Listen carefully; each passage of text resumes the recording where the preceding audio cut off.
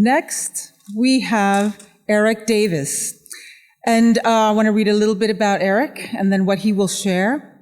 Erik is an author, podcaster,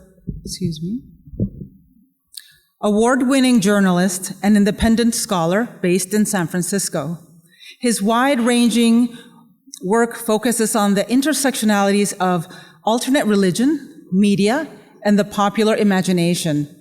He is the author, most recently, of Nomad Codes, Adventures in Modern Esoterica. Many of his works have been translated into dozens of languages. Erik's scholarly and popular essays on music, technoculture, and spirituality have appeared in scores of books, magazines, and journals. He explores the culture of consciousness on his long-running weekly podcast called Expanding Mind on the Progressive Radio Network. Davis has been interviewed by CNN, BBC, Public Radio, and New York Times.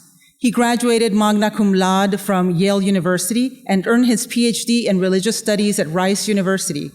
His newest book, High Weirdness, Drugs, Visions, and Esoterica in the 70s, is published by MIT Press and Strange Attractions. Erik Davis is going to be presenting talks speaking on the brief history of queer psychedelia. He'll tell us about the ways in which the psychedelic experience in the modern era has always been queer by sketching an overview of his vast and colorful history and catch us up with the queer psychedelia in today's era. Let's welcome Erik Davis.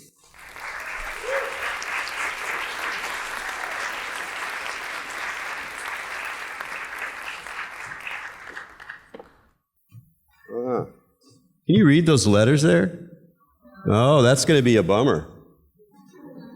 Sorry about that. So I've used these before, and they're good colors, but we're just going to have to do our best. It's mostly just the names of folks that I'll also mention. So today will be a history lesson, and it'll be a rather dense one, I warn you. But before that, I just want to say a few things. You know, when Bia first asked me to do this, I was like, Bia, you want another like white dude with a PhD to be standing on stage? Like, that's already ho-hum, and the fact that I'm straight, like, I was a little bit wary.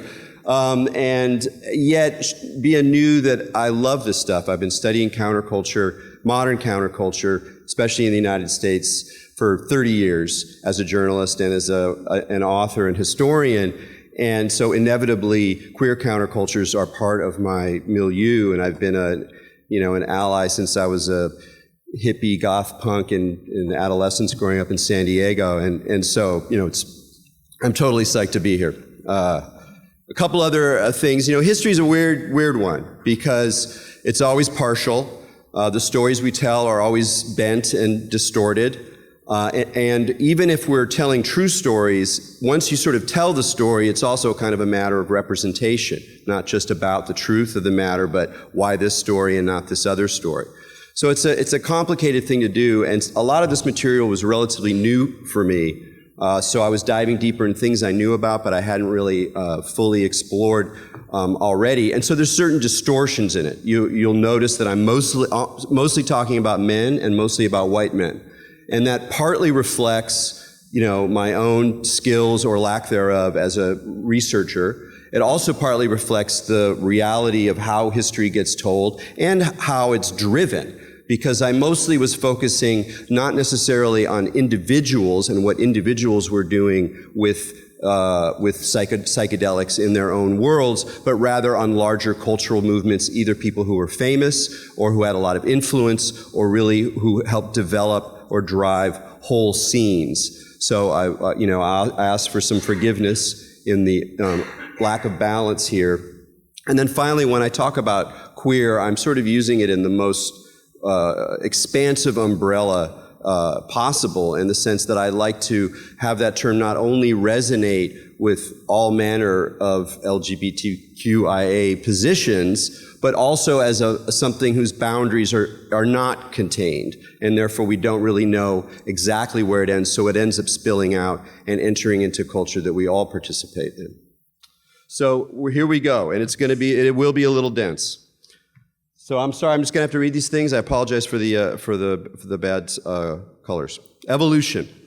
So over here on the left, we have a man named Gerald Herd. He came to the United States at the same time with Aldous Huxley and Christopher Isherwood, who's pictured there in the middle, another gay writer. And even though most people don't know about Gerald Herd, he played an extremely important and pivotal role in the origins of psychedelic culture in America and in the West Coast. He took mescaline 6 months after Huxley did in his famous opening the doors of perception experience, which really kick-started the discourse of popular psychedelia. So he was right in concert in the early 1950s, taking psychedelics and working with Huxley in many ways, serving as his mentor. He was a theologian who rejected Christianity ultimately. He had a very expansive view of the evolution of consciousness. He was a deeply devoted meditator. He practiced 6 hours a day. And he believed very much that human beings were continuing to evolve in their consciousness. So that whole idea of the evolution of consciousness is a really important idea to hold on to as we talk through the whole, as I unweave the whole talk, but also help drive his perspective on psychedelics, which he thought was helping to make this happen. He was very influential in terms of turning people on. He turned on a lot of famous people. He turned on captains of industry. He turned on Bill Wilson, who had this remarkable experience that helped inspire Alcoholics Anonymous. He turned on Oscar Janiger and Myron Stolaroff. He both told them about acid. So he really influenced the kind of emergence of a psychedelic intelligentsia in the 50s and the 1960s. He was also queer. Now, he had an unusual approach to it. He was a very unusual man, and unfortunately, his writing is very difficult to read. It's really hard to stay with, and that's a lot of the reason we don't know about him, because it's not that much fun, and it's not that clear. But he was a very magnificent speaker, so he was very influential as a interlocutor. So he was queer, but he was a celibate.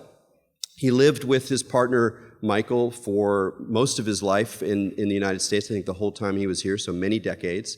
But he was celibate. Now, how do we interpret that? Is that some kind of denial, some kind of, internal resistance? In his case, I don't think so.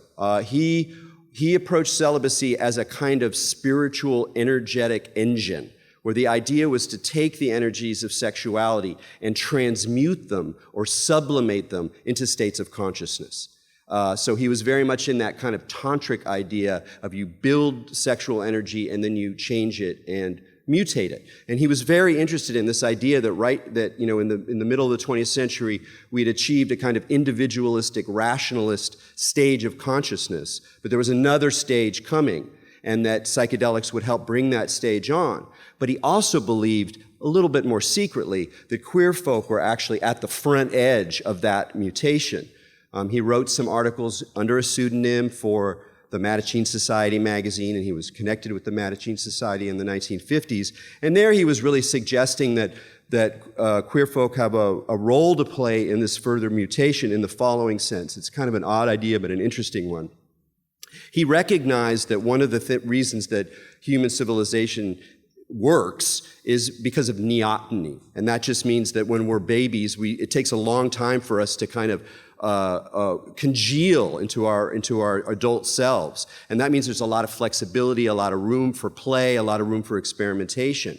And so he thought that people who were able to sustain neoteny longer, who didn't get in the trap of reproduction and reproducing the social roles of mommy, daddy, actually had more role and room to be flexible, playful, youthful, experimental, tribal in their orientation. So he really saw gay folk as a part of this leading edge, a really key part of this leading edge.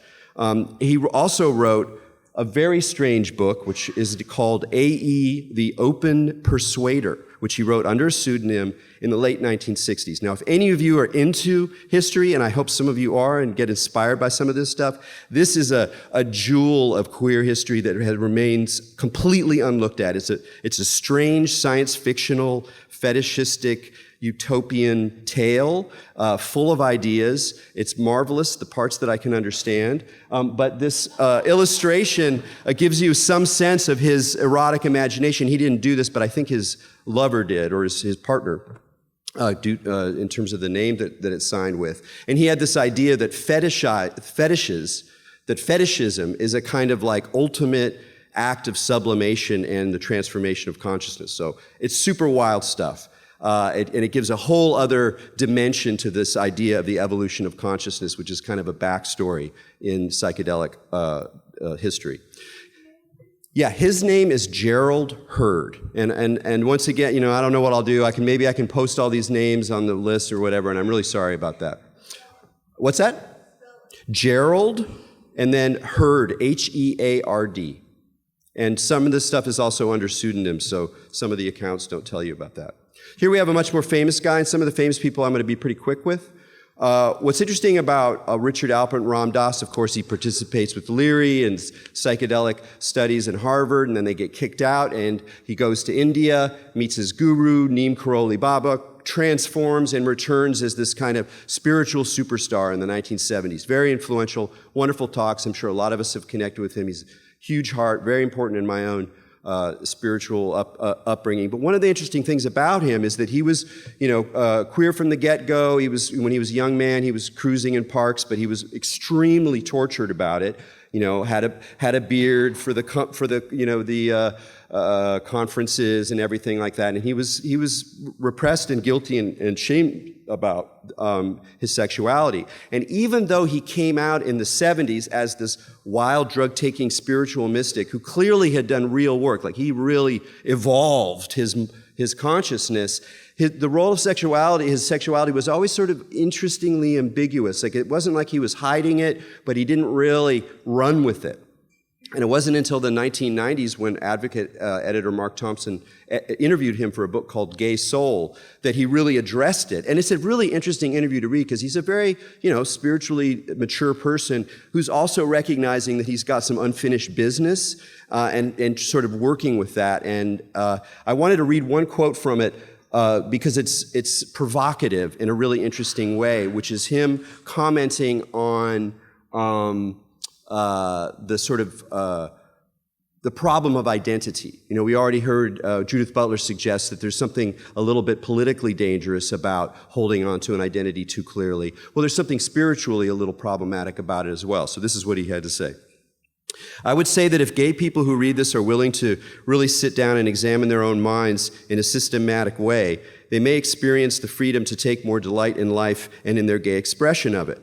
And they will see that who they really are isn't gay, and it's not gay, and it's not anything.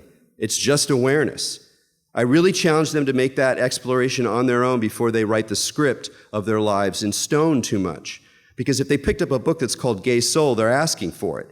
And if they're asking for it, they should be able to get it. Somebody should say, look, don't get trapped in that. Go on with it. There's no need to label yourself at all.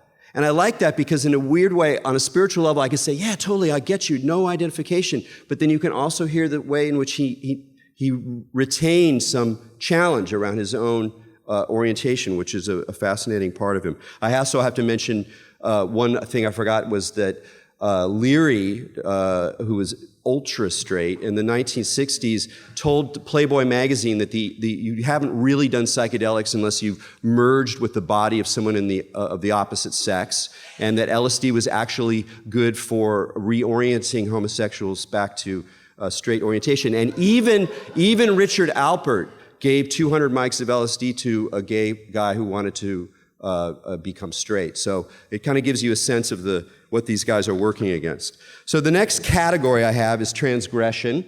This is Aleister Crowley. We don't have to talk about him very much. He's a problematic, rather unseemly, if fascinating character. But he does deserve parts of our story because he was very, very early in mixing up sex, drugs, and esoteric mysticism. One of his greatest books, which is very worth reading, The Vision and the Voice, are recordings of spiritual sessions that were instigated mostly through gay sex in the sands of Algeria. And he was also used peyote early on in the 19-teens and was an important figure for whom transgression is part of spirituality. Transgression is part of generating sacred energy, and he has a lot of influence with those ideas down the line. One of the people he influenced was this guy, Angelino filmmaker Kenneth Anger. How many people have seen Kenneth Anger films? Excellent, very good, very good. So yeah, his first film, really radical, 1947, influenced by Cocteau. Beautiful film, super gay, sailors, it's violent, it's kind of disturbing, but it's a really powerful piece of cinema. And Crowley was very important for him. It really inspired a lot of his worldview. So you have a kind of, again, a transgressive air of esotericism, of gay life as a kind of transgressive action against the norm. This is from a still from his 1954 film Inauguration of the Pleasure Dome, which is very worth watching. It was based on an actual party that was at this very queer fellow, Samson De Beers' house. I mean, the guy is like extraordinarily, brilliant designer, costumer, a great guy. And they had this party, and then he made a film out of it. And basically the idea of the party was come as your madness. And the reason I wanted to include this is that if one of the themes here is the evolution of consciousness, another one is what you could call the party that never stops. Some kind of boundary-dissolving, eternal, drug-infused, erotic, melty, exuberant, vaguely disturbing Dionysian event that just on some psychic level never stops. And then we get to plug into it, if we're lucky, now and again. Part of the film here also includes some obvious entheogenic substances, and so it's definitely the drugs are part of the picture. Here we have William Burroughs and Brian Geisen. Again, what's interesting about Burroughs, who was really key architect of the Beat movement, early drug user. He went down to Colombia in the early 1950s to try yahe, is that he's not on like a hippie search for some kind of transcendent realization. He was interested in psychedelic drugs because he thought they might help undermine social programming. So he had a much more critical sense of subjectivity, and for him, being gay was not about like celebrating some kind of identity position. It was sort of like being a natural transgressor, and he was always interested in this element of criminality or transgression, and it was part of his whole view. Some of his Yage visions from the 50s went directly into Naked Lunch. So the texture of his radical writing is directly related to his psychedelic experience. And he may have been the first person, there's some debate about it, but he may really have been the first person to figure out that ayahuasca owes its efficacy to the existence of two plants rather than one. So it's kind of a radical thing.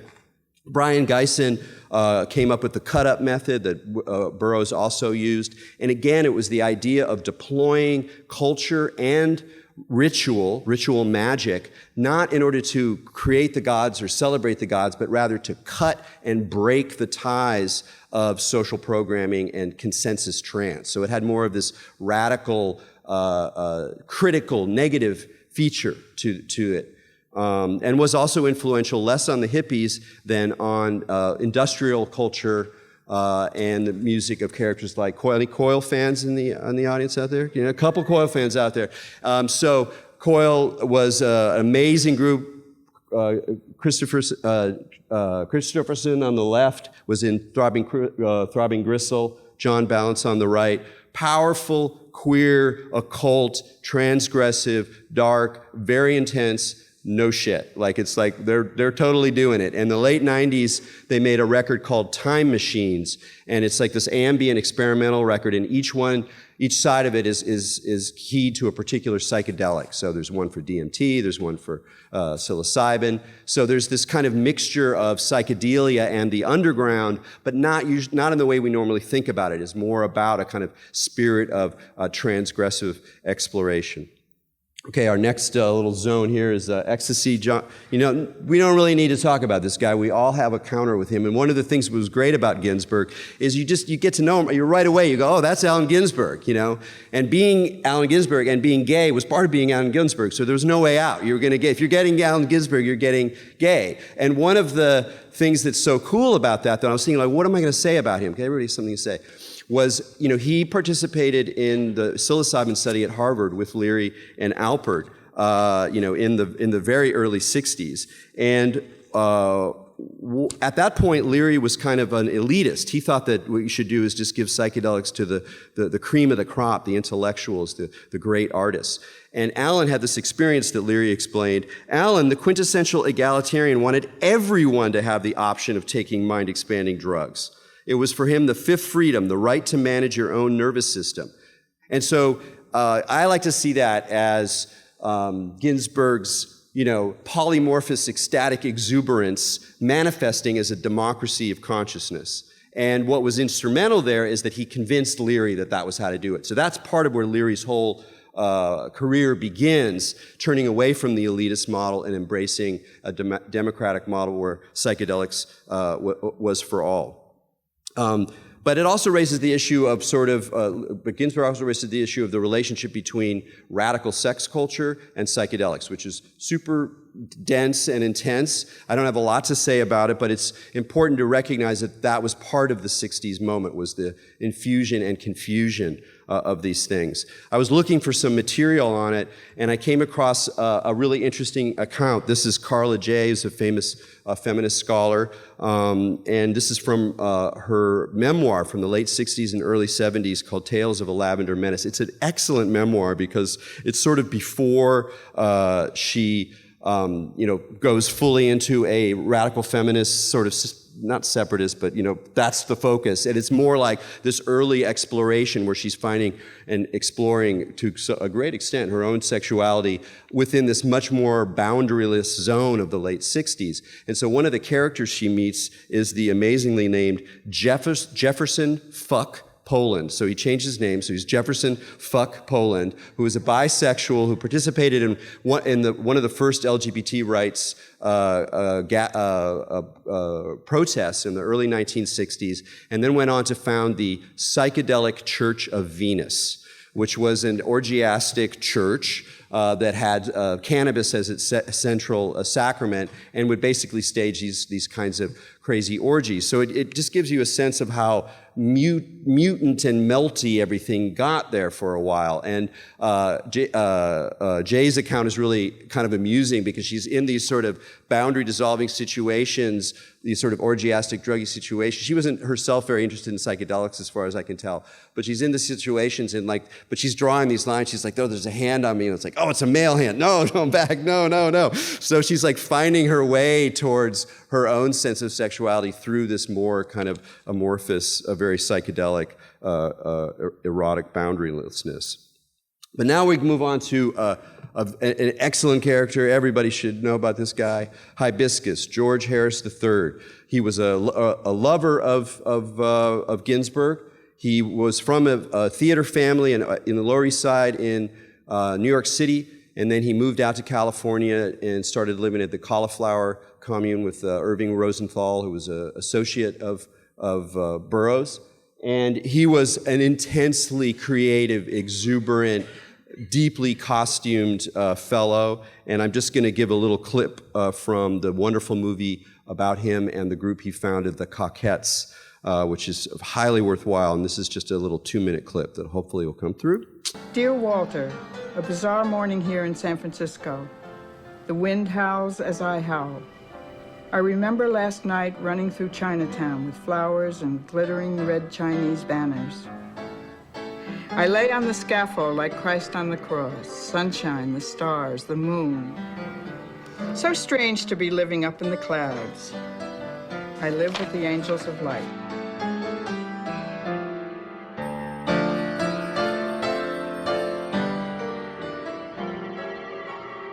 It was this combination of robes and great headdress and all these colors moving in profusion coming up the street.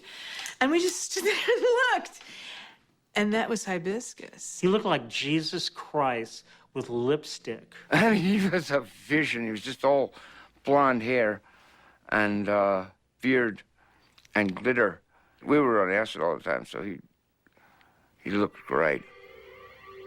Oh, he was outrageous. I mean, at the time, his appearance was just so outlandish with the skirts and the robes and stuff woven in his hair and stuff woven in his beard. I went over to Peter Pan's house, a friend of all of ours, and he wasn't there, so I went over to the park and I heard this music. He was dancing all in white, had a big bouquet of flowers wrapped around his arms. And I said, ooh, what a beautiful man. I was walking through a prehistoric pond. There's this area in Golden Gate Park, you know, and he was sitting in a tree with these other people, and they're singing show tunes. It was like so wild. Fish gotta swim, birds gotta fly. I gotta love one man till I die. Can't help loving that man. I couldn't believe it. And here I was in my meditative, I don't know if I was on acid or what, but, you know, right away, well, come join us. The Hibiscus had that, you know, come join us. Messianic quality about him. He could draw together, you know, the dumbest of us and the smartest of us. Like if he found a dull person, he would like give them a makeover. Tell me he's lazy, tell me he's slow. Tell me I'm crazy, maybe I know. Can't help loving that man. Not my sister, too. Yeah, kind of amazing. So I'm not going to talk much about the Cockettes. As I expected, I'm behind, so I'm going to have to kind of race through a few things, but you should see the documentary about the group that emerged from it. It's totally rich and fascinating. I did want to read one quote about the glitter that I think says something really key about the relationship of the tawdry and the transcendent. The glitter was about the idea of the ages of light. The whole thing was some sort of rainbow-colored depiction of what it's like to have a hallucinogenic experience. We had had numerous enlightening experiences in our lifestyle. This is a member of the Cockettes talking. And people who have had such experiences usually say that something magical really happens, like a great white light that descends upon them or exudes from them. It's sort of like the story about Jesus and the 12 disciples when the flames appeared on their heads. So the form, the embrace of glitter and the kind of outrageous costuming that they were involved in. It wasn't just costuming. Hibiscus himself said, instead of dressing in drag, we were dressing as gods. And there's some sense of the transcendent yearning in that material that's incredibly powerful. One of the most famous people, here's some Cockettes for you, giving you a little bit of slice. And they were pretty mixed. There were some straight folks in the crew as well, but mostly gay. And was Sylvester, you know. And Sylvester is an important figure coming out of the Cockettes, becoming sort of a disco star in the late 1970s, because he was really one of the most out, visible gays in public eye. And so he brought his exuberance straight into, you know, the Merv Griffin show in 1978. And if you go to the Queer California exhibit currently at the Oakland Museum, which you should, you can see his sequined jacket. But if we're going to talk about psychedelic disco, we really have to go back to New York City and talk about this man, David Mancuso. This guy, this is the person I knew the least about when I started this progress and came away with the most respect for. So he was had a crappy upbringing, grew up in New York City, started hanging out with the psychedelic scene in the 60s, going to the Electric Church and hanging around, met Timothy Leary and the League of Spiritual Discovery, started doing a lot of acid, and started holding acid parties in his loft. And he read the Psychedelic Experience, so he knew about, you know, set and setting, and they'd read the book, and then they would kind of program their experiences. And so he started to play more and more music to kind of program the experiences. And then these evolved into this absolutely central, famous party called at the place called the Loft, which is the Loft on Lower Broadway. And so here's a picture of the Loft. So they would have a Buddha set up. There was the disco ball. There was no alcohol served, and a big punch bowl full of LSD, spiked punch. Oh wait. I remember this. Okay, disco break. Come on, 30-second dance party. All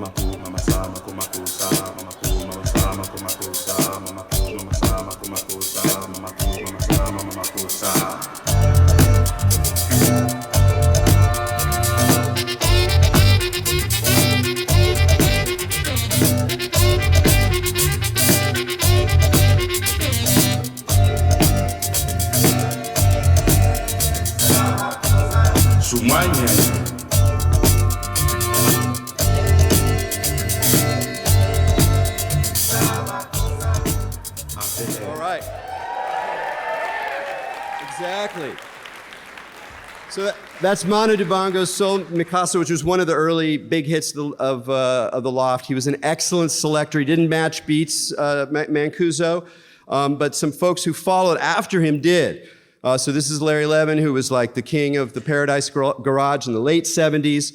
Paradise Garage, when it first opened, it was kind of designed to sort of meet the lower Manhattan blacks and Latinx folks with the kind of wealthier white boys from uptown, and they didn't like it, so it ended up being like super deep underground party. And Levin, who was schooled by David Mancuso, brought in this kind of psychedelic sense to his mixes, and he was one of the first DJs to bring in a lot of dub effects. And a lot about dub effects is druggy and trippy, and he'd screw around with stuff to kind of set people off. So he was a very kind of aggressive, mindfucky DJ, but who really helped set in motion what would become house. But really, if we're going to talk about house, we have to talk about Frankie Knuckles, who was another protege of Mancuso. I think actually Levin and Mancuso were briefly lovers. I don't think that was the case here. Both Frankie Knuckles and Levin grew up in the gay ball scene in Harlem, and then went on to make amazing music. So again, I'm moving a little fast, but here we go. At the same time in the 70s, where we have this dense urban explosion, you have the phenomenon of a lot of gays moving to the country, like a lot of hippies, back to the land. And this creates this sort of interesting, more introspective, on their own, and often kind of pagan vibe. So there was this magazine, RFD, that kind of expressed this. You can see some of the paganish forest creatures here. Another reflection of this new sort of spirit of paganism was this excellent book by Arthur Evans, Witchcraft and the Gay Counterculture. And in that, he really talks about the whole history of witchcraft as a sort of model of queer existence. He has a chapter on entheogens and among the witches, and he really calls for like revolutionary magic. So this is, I would say, a very important text for people now, because he's quite he's quite liberationist, very political, very much about resisting the state, very revolutionary, but also deeply embracing magical models. And he started a fairy circle in the mid-1970s in Haight Street. I could never find out exactly whether they used entheogens or not. Maybe somebody knows out there. Thank you very much. I appreciate it. I have as I said, I'm prepared to be fully schooled here. I'm admitting that, so that's excellent to know. I'm not surprised. So that's one part of the feature. Then what we go on to, of course, is the Radical Fairies. This is a flyer for the first Radical Fairy gathering in 1979 in Don Juan country near Tucson. Another thing on the back of this flyer, which was sort of distributed to leftist bookstores and health food stores and stuff, was I think significantly, an Aleister Crowley poem. So Harry Hay, who was the main mastermind behind this whole movement, working with other folks, was influenced by Crowley and quoted him in his bio as well, and that's kind of an interesting point. Here we have Mr. Hay with a variety of friends. This must be the early 1980s. And the way that he kind of got to it, he's another interesting one to think about, because he was a Marxist and a materialist and an atheist. So he was not like a hippie seeker in that conventional sense. And yet he found himself more and more interested with what we could think of as a sort of essentialist gay spirituality. And he did this partly by researching. He was like, no, there's some role that gays play in society that we should be able to find over and over again in different cultures. So he started doing anthropology, reading about Native American history, reading about the Berdache, and coming up with this idea that there was kind of a way that gays avoided the sort of binaries that bind typical Western civilization, and that the Radical Fairies was a way to positively express this. So in some ways he was resistant to some of the more political social constructionist views that were coming into vogue at the time in terms of thinking about gay identity, even as he remained a Marxist and a materialist in many ways. This is an amazing photograph. I didn't know they had this. This is a famous event at the first Radical Fairy gathering of the Mud People, where everybody just bathed themselves in mud in this, ecstatic, marvelous exuberance. I mean, these were very intense gatherings, and Psychedelics was definitely part of the mix. How organized it was, whether it was thematized, I don't really know. Maybe some folks out there know, but it's definitely the case that at least for some people, that these gatherings and then the groups and communes that developed out of the fairy zone became were very psychedelic. Along those lines, here's another early architect of the Radical Fairies. This is Mitch Walker. And if you haven't read this book and you're interested in this kind of stuff, if you like the kind of visionary, gay, wild, utopian writing, this is an amazing book. The style, the energy, it's very, very powerful, very strange, and quite wonderful. I just want to read a little bit of it because you get a sense of where he's coming from. One of the things he's talking about in Visionary Love, he worked with Hay on organizing it, and later on they got into a bit of a squabble. So he's really interested in the existence of hidden universes beyond the pale of straight space-time delusions. And I just basically want you to hear the acid in what he's talking about. He talks about being a druggie when he's young. So to access this space, he recommends transcendental joy, that eternal party, that party that keeps on going. Transmutational mind, that mutant forward transformative thing. Healing shamanic trance, and yes, ensouling drug magic. Now, you can almost hear some of that earlier Gerald Heard, Timothy Leary language about the transformation of consciousness in the following quote from Visionary Love.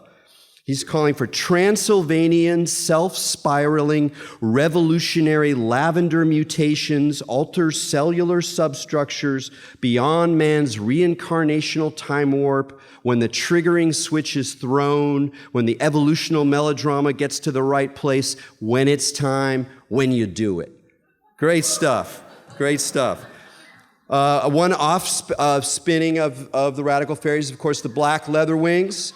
And the Black Leather Wings are key because they sort of not only embraced the leather world as part of a sacred operation, was something that Hay himself was resistant to, but it also became more trans-friendly very quickly, and it ended up being a very fascinating sort of exploration, and I think an early and very influential one, on trans identity as well. Here's one quote from Carol Kleinmeyer. Just as the early Radical Fairies rejected stereotypical gay male masculinity, think the Marlboro Man, Black Leather Wings rejected the humorless hard edges and machismo of old leather. Instead, both groups adopted consciousness-altering techniques from various cultural traditions, powerful ritual drumming, chanting, dancing, making music, and the occasional judicious use of organic entheogens assisted people on paths of self-discovery and healing. All right, we got one more section for you. This is cacophony. So here we have some recognizable Sisters of Perpetual Indulgence. Now, what I'd like you to see now in this sort of very crammed arc of the story I'm telling here is how much the sisters resonate and pick up from things from the Coquettes, and in some sense back to Inauguration of the Pleasure Dome. We're seeing a sort of idea of excessive costuming, over-the-top masking as a way to both satirize conventional ideas of religion and express profound spirituality. I have a quote here that from another, one early sister who says, "Humor and sexuality are at the roots of spirituality.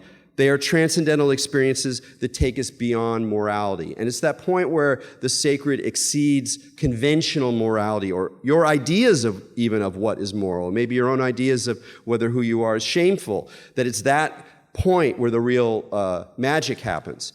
The reason I chose this image is that what we have here in the middle is Sister Dana Van Equity, and on the right, Sister Kitty Catalyst. And Sister Dana was Sister Kitty's mother in the house when she joined.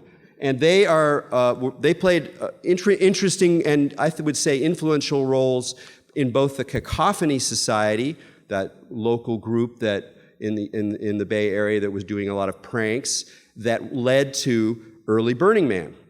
And Sister Dana and Sister Kitty were out there in early Burning Man, and that's going to be the last part that I'm going to talk about, because I think it's a very interesting one to think and talk about, and maybe we'll have questions about it or anything we want. So as an early burner, I can say that while the sisters were noticeable in the fabric of the early burn, they were not as noticeable as this individual. That's right, Nambla the Clown.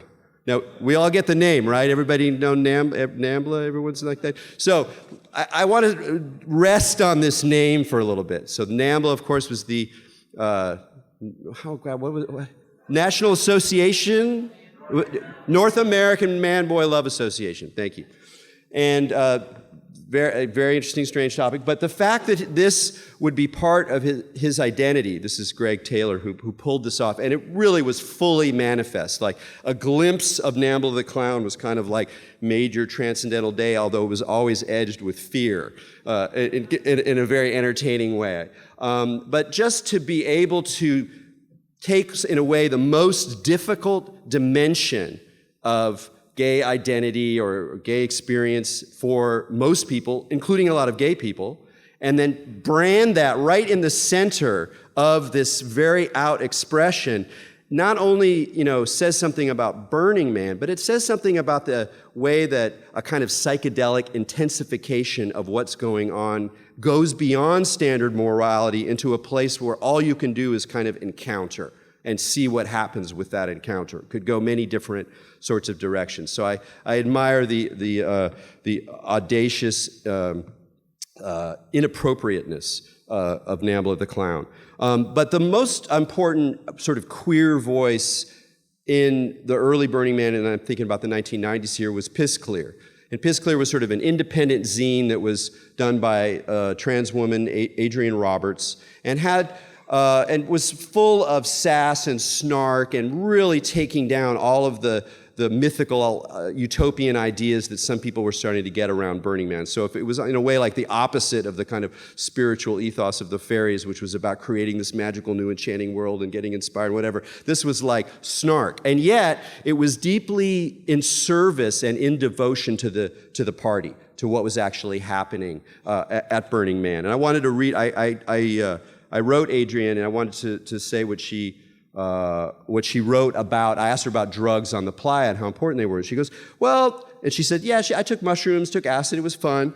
But the drugs weren't what provided a sense of freedom. It was just the openness of the desert and the permissive vibe of the event. That first year, I decided to wear a dress the entire time I was out there, the entire 3 days. And while nowadays that's totally no big deal, for someone who grew up, identified masculine at birth in Ohio and was only vaguely conscious of my then nascent transgender identity, that was a pretty cool thing for me and helped start a very slow, slippery journey into exploring my trans identity. Before I was able to fully embrace my transgender identity in the default world, Burning Man provided a place for me to do that with no apologies or no explanations. So that, I think, is a very good slice of, and also how the spaces, how psychedelic spaces, whether or not any individual is on psychedelics or not, but psychedelic environments allow a general slippage that not only makes room for queer exploration, queer identity, but kind of queers the whole game in an interesting way. The final point I'll make, and then I'll shut up, is there was one interesting exchange in Piss Clear, and I think 97, is that one of the sisters started a queer camp, and they're like, we want a place where like queers can feel comfortable and da-da-da. And Adrienne was like, why do you need a separate place for queers? This whole place is queer or queer friendly. And then the sister responded like, well, actually, there's some homophobia a couple years ago, da-da-da. But really, in the end, it just doesn't matter because we got a lot of straight people in our camp because we're just so much fun. And so that weird line between the need for a separate space and a separate identity and then the idea that the queering would be throughout the whole environment, the slipperiness and the necessity of that line, which constantly gets redrawn, to my mind, is really the ultimate expression of this transformational, transmutational, cognitive, expressive form of queering psychedelics. So thank you very much.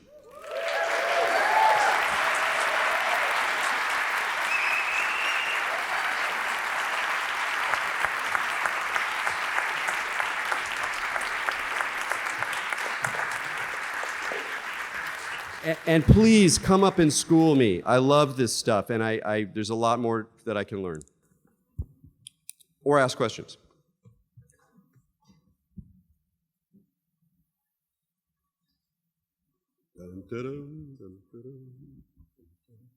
Oh, I know this. Nothing. Jeez, I didn't have to go so high.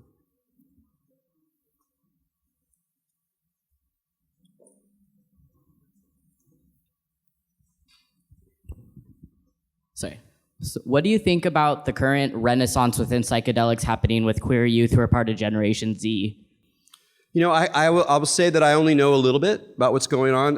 One thing that I will say from the zones that I'm familiar with on a more kind of personal interactive level is I've noticed that there's a kind of a scene of younger psychedelic users who are not necessarily queer identified, but throw large, elaborate, very intense, over-the-top parties. And what's interesting about them is just how queer the whole thing is. Not only in that there's a lot of queer young people, but there's just tons of, there's very little traditional masculinity in it, let's put it that way. And how you read that, how it divides up, how does it relate to a queer youth's desire to have their own zone versus that the whole thing is becoming more queer on some level, is a really interesting question to me, because it's quite different than the Grateful Dead scenes or hippie scenes that I went to when I was young, where there's so many forms of like traditional masculinity masked as some kind of groovy, sensitive person, but it's really the same old kind of story. So it seems to me that there's something extra, like this long history of the queer, not even influence, the queer expression of psychedelic culture is like ramping up and getting more visible and really impacting the whole scene. So my hope is that even as people, queer youth, find their own zones to do what they want to do, that it's also very much aware that there's a great deal of influence at this point, because I think the questions of identity are melting down across the board, and that the more they melt down, the more room we have for a not totally identity-based form of being together, which I think we need politically in the future. Thank you. You did ask for schooling. When you said that, I think you said Burroughs was the first one to recognize the two plants. Yeah, there's some discussion about that. Well, the first discussion should be the first white man to do so in Western print. I knew it. You could actually just put that on the end of the first, because that's who's going to acknowledge that. What I wanted to say is the whole thing was about white European zone. I mean, I wasn't trying to take in queer cultures in indigenous zones or anything like that. So, sure. So that's one point. I'm hurt. I think it's the disclaimer you can put on the first person to delineate is probably not that guy. And the second thing is about I think the word you used was adopting of cultural practices, and realizing that adopting of cultural practices, which is really, just a widespread thing, but how that interacts with existing indigenous culture and existing tradition. And where a lot of times people are looking at this as they are doing a revival of a dead practice, and in fact that these are very living, existing cultural practices. Right. Are you referring to something specific in what I was saying that you felt was not getting the... I think that when we talk about adoption of cultural practices, we have to acknowledge that the people who originated those cultural practices still are doing them. Like that it's still a real... Okay. Yeah, I hear you. Kenyon said about consent culture. You know what I mean? It's a thing where a lot of times folks see a thing and I also appreciate what you're saying about those blurring of those lines and what that has brought into queer psychedelic culture, but I also think it's important to drill down into whose practices are being taken in for what purpose, and how do the folks who originated those practices feel about it? Does that make sense? Yeah. I mean, ideally we have a story of everything. That just wasn't what I was focusing on as much, but I very much hear and appreciate what you're saying. Hi. I've heard theories about ayahuasca becoming more popular during times of, or more widespread Western-wise, during times of environmental upheaval. And I'm wondering if there's a similarity with that and kind of queer culture becoming more widespread, that psychedelics become more popular at the same time, or is it a causational thing? Is it a correlational thing? So I'm wondering what you think about that. That's a really interesting question. I wonder if you have to sit down and chart it out. But I would say that in general, when you have not even just more psychedelic culture, but more festive culture, more exuberant culture, more eros forward culture, that you're going to have in general more room for a variety of expressions of sexual identity and orientation. And I think that if we look at the 60s and then we look at now and we look at what all of the gay liberation movements that come out of a much more incoherent, inchoate kind of explosion in the 60s that was also very sexist in a lot of ways and racist in a lot of ways, even though it looked groovier. But what came out of it ended up being sort of showing the seeds for a more accepting and more liberationist view comes out of that. And I think we're seeing something similar now. So that would be interesting. You'd almost have to kind of track it out and see where do we see explosions of interest in psychedelics, where do we see revivals or intensifications or manifestations of queer identity. I bet there's connections.